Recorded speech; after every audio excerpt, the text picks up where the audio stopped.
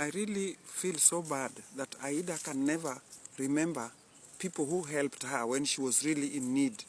People who really cared about her when she was really in need. And yet, there are so many things that we have covered up about her life. You see, Raila was just a loving man. He loved the children because Jaramogi told him, Aida cannot use her fingers to satisfy herself. So if Raila's brothers looked after Aida while he was in prison, he should not complain. All the children that Aida has received while he was in Raila's custody, those are his, because Raila is the one who paid the dowry. So that is what Jaramogi told Raila when he came back from prison.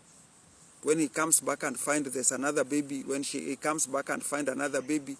So Oginga told Raila, you cannot chase this woman away because she has been waiting for you all along, and these are all your brothers. Is there any brother of yours that have come to claim any child? These are all your brothers. Is there anybody who have come to claim the child? Because those are your properties now. So look after the kids. And that is what Raila have done. He has been looking after the kids of Aida, whether they are his or not his. He has been looking after them as his own children. That nobody could ever know that Aida had children elsewhere and brought the children to Raila.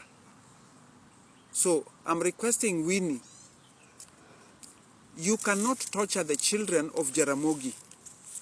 Like now, Agola's children, or Osewe's children, Gaudensia Dea's children, Susan's children. Tell your mom, please, tell her, that Anyango have said you must release the title deeds and all the properties in Nairobi. Release the title deeds and the properties are in Nairobi. Release it to the Oginga Odinga's children. Because Gaudensia there has two kids there, I know. Susan has 2 children there, I know, that are now being ignored. Even during the funeral of Raila, none of them were being recognized. Aida has kept you people in the front line. Leadership. You should know that that leadership cannot come to you people because that leadership belongs to Joka Khan. So, Nyikwa Joka Khan, the children, like the children of Oburu, can get those leadership. Children of Gaudensia there can get those leadership. Children of Susan can get that leadership because the covenant between me and Jaramogi Oginga Odinga and Mary Juma was there.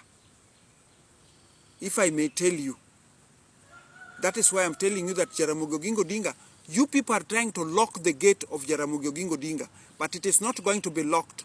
I'm telling you the truth. The people who are trying to lock that gate by bringing all kind of bad omens there, that the grandchildren of Jaramogi will not be leaders, that Jaramogi Oginga Odinga's grandchildren will never be leaders. That is a lie. His children, his own birth children, like Gaudensia Dea's children, like Susan Odinga's children, they will get those leadership, whether you people like it or not.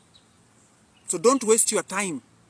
You are wasting your time. And those witch doctors are eating a lot of money from your mom. Advise your mother, Winnie. Advise her to give out the title deeds that belongs to Jaramogi Oginga Odinga's hand. They cannot fence the whole property of Jaramogi Oginga Odinga in Opoda and not giving Mrs. Osewe her right, giving Miss Susan Odinga her right. It cannot be. Betty is there. She should also have a share of Jaramogi. She has been there. She has been the one looking after that home. She has to have a share.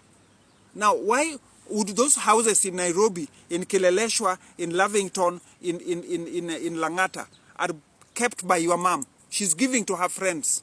Whoever she loves, she would give those properties. And yet Jaramogi Oginga Odinga is the one who fought. The last money that Jaramogi got from American Embassy, that Oginga Odinga was a peacemaker. When I told the Americans that Jaramogi Oginga Odinga would be the one to work together with Moi and Kenya will not have any war. So, they called Jaramogi in American embassy, and he was asked if he's ready to do that. He accepted. That is how the houses in Kileleshwa got, the houses in Lavington, even the house you are staying inside now, Madam Aida. That house in Ngong. That is where Jaramogi was supposed to stay, but you jumped inside that home and denied Mzee his right, and left the house you are supposed to live in Lavington, gave it to Mzee to come and live in Lavington. So we accepted. I know all these things. You remember that when Odima told you, just ask your mom, that did Odima tell Aida about a project that I was doing in my village here, about a school called Nyanginja Primary? That was my gift. After Jaramogi Oginga Odinga was given 3 bank accounts by the Americans: school fees account, political account, and personal account. Aida became the signatory because she was the personal assistant of Jaramogi. Now all this money are there. Now you find Agola's children are struggling as if their grandfather was in poverty. He was a very lucky man because he got lucky women. He got my sister Mary, was very lucky. He got me, I was very lucky. When Mary told me in my dreams to go and look for those Wazungus to come and help Mzee, that is how I came to get an air ticket sent to a priest here to take me to America. I should go to the Holy Land, visit the Holy Land. That priest should take me to Holy Lands to visit all those places. Then I go to New York. I was in New York. The same old man that have made me this home here, Mr. Walls, he was a chief editor for United Nations here in Kenya. That he wrote a book about, he wrote a book here about desertification of the world. He's the one who did in 1977. That is how he came even to meet Henry Albert Fosbrook. That is the second money that Jaramogi Oginga Odinga received that now took him out of poverty, when the government had already put him in poverty, that even Ajib House could not be paid. Even his house in Milimani was auctioneers went in. So when I went to America, is when I got these Americans, the global committee that financed Mzee through the American embassy here. That Mr. Walls was their chief editor in New York. And I told them the story about Jaramogi Oginga Odinga, and they accepted. So when they investigated, they found that it is true. Oginga has a good heart. He will work together with Moi, that war will not be in Kenya. Aida, were you not the one who organized about Ugandans to come and help you people to come and withdraw Moi from the government? Were you not the chief organizer of that? Until now, I know very well that you are attached to so many government officials. You are so much attached to them. They are still under you. They are under your pay. That is true. If Mr. William Somaya Ruto does not look at you twice, I'm 100% sure he's going to get a headache. So he has to look at you twice, because you have some of his officials under your hand, that you are the one controlling them, that you can do whatever you want, even picking me up here like a bag of charcoal to take me to Riviera. You can do that one with your clip of your finger. A clip of your finger, you do that.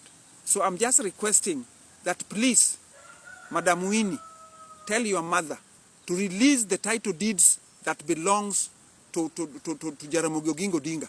Tell Oburu, Dr. Oburu, who is a money maker, when your mother gives Oburu money, he will shut up. He does not even act like he's the elder son in that compound.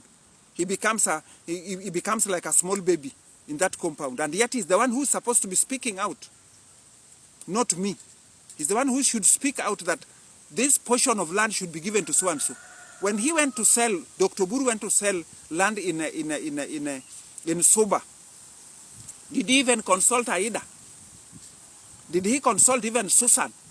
Did he even consult Gaudensia there? Because those are the wives of Jaramogi Oginga Odinga.